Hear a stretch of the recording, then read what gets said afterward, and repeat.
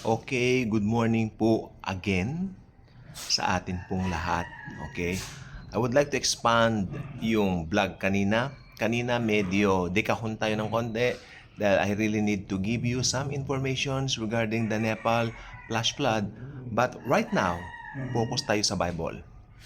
Bible and Revelation ng Panginoon sa kanyang banal na salita, ang Biblia, of course, no? At hindi tayo lalawig, hindi tayo aalis kung ano yung nakasulat doon sa talata na ating pag-aaralan. 2 Peter chapter 3 verses 8 to 10. So may konti lang po tayong talata mula sa salita ng Diyos. Again, 2 Peter chapter 3 verses 8 to 10. So if you have your Bibles with me, please, dito po tayo sa salita ng Diyos. Huwag tayong aalis. Dito tayo mag-expand. Dito tayo lalawig. Sabi dito, sabi ng banal na aklat, ang Biblia, okay? But do not ignore this one fact, beloved, that with the Lord, one day is as 1,000 years, and 1,000 years as one day. The Lord is not slow about His promise, as some count slowness, but is forbearing toward you. Okay? Kumbaga, pasensyoso. Not wishing that any should perish, but that all should reach repentance.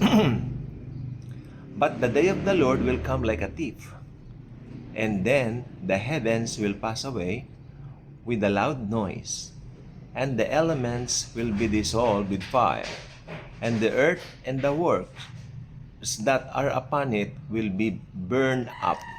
So, kung titignan po ninyo ayon po sa salita ng Diyos, napakatindi po pala ng mangyayari po sa daigdig. Yung pinakahuli na lang yan, tingnan nyo, the elements will be dissolved with fire.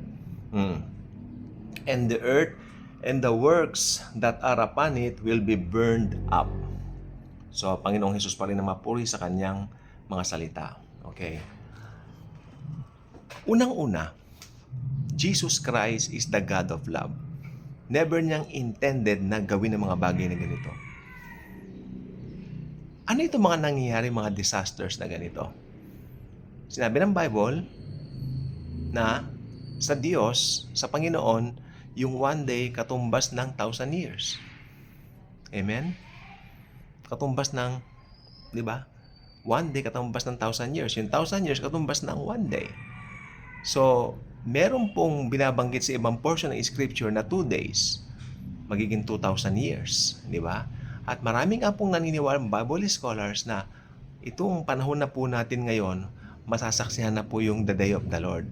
Wait, yung the day of the Lord na tinatawag po dito is, ito po yung rapture of the church.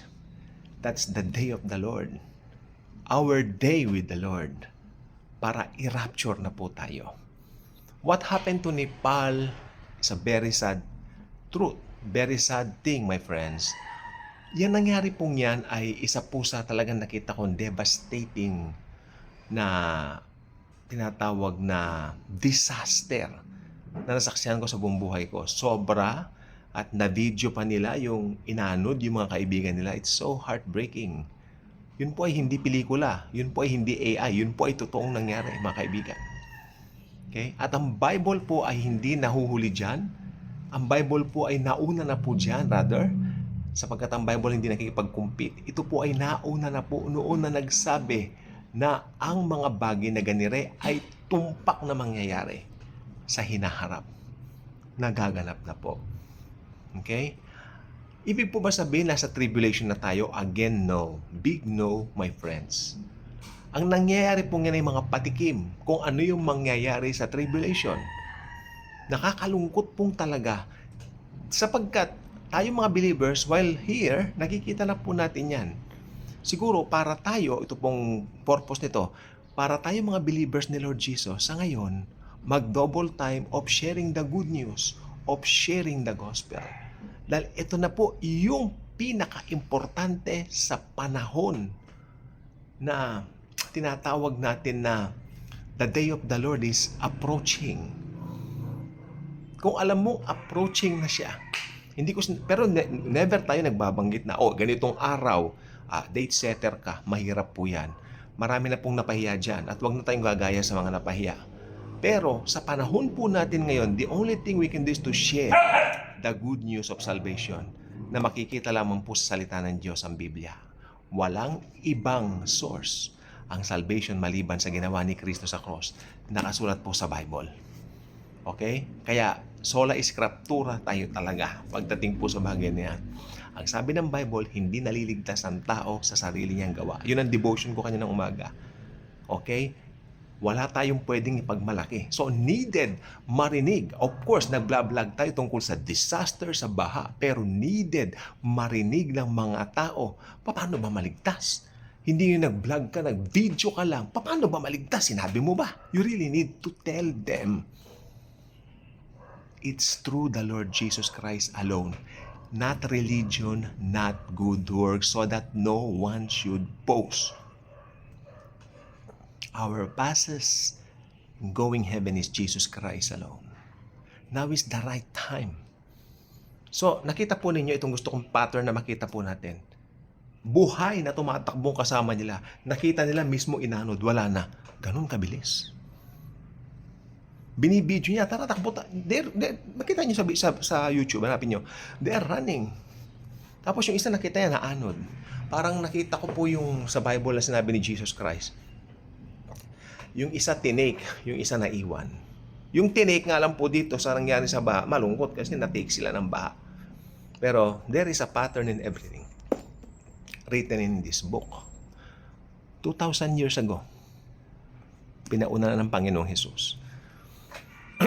Kaya, what makes you think na sa panahon natin ngayon ay parang magiging petics lang tayo, na parang wala tayong gagawin, parang hindi natin i-share ang good news.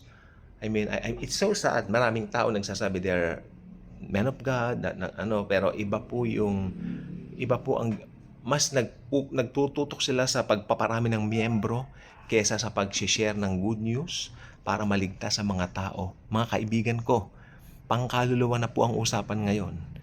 Okay? Hindi na po pampalaki ng church. May nakita, yung pastor ko po dati nakita ko, parang namamasyal-masyal lang sila. Parang, hindi ko kinokondemn yun Pero nakita ko parang ang focus sila yung magpalawig ng building, magparami ng miyembro. Oh my Jesus. Hindi pa rin nagbago, sabi ko sa isip ko. Well, now is the right time. Huwag tayong gagaya doon. Magtutok po tayo. Araw-araw may bagong balita. Ngayon, nasa isip ko, ano naman kaya balita mamaya? Ano naman kaya darating mamaya? Ano naman kaya pagbukas ka ng YouTube, pagbukas ka ng Facebook, pagbukas ka ng mga social media platforms natin, ano naman kaya makikita natin na bago? Di ba naisip yan? Then, petics ka lang. Hindi po yata maganda yon.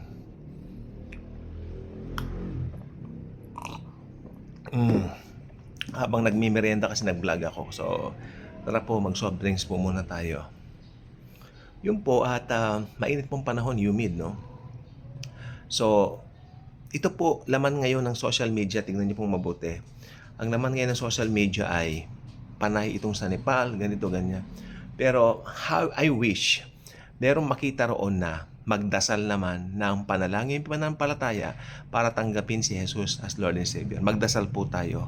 Lord Jesus, I know I'm a sinner, and I know that you died for me and paid for my sins, past, present, and future. Lord Jesus, sinusuko ko sa iyo ang buhay ko, Panginoon. I believe na matay ka sa cross, past, present, future of my sins, bayad na. Now, Lord, I know, dahil sa biyaya mo, I am now a child of God because of what you have done on the cross. Wala na pong iba. Thank you, Jesus. If you pray that simple prayer, I believe you got born again, you got saved. You start reading the Bible, share Jesus, share His love, and araw-araw ka makinig sa Daily Good Vibes para bago man lang mag-rapture, malaman natin ano ba yung mga gustong iparating ng Panginoon sa bawat isa po sa atin, na tayo po, we are the righteousness of God in Christ, we are saved by grace, tayo po ay hindi naligtas sa mabubuting gawa natin, at inaasahan niya tayo, i-share din ito sa iba. Thank you po. God bless. Merienda po tayo.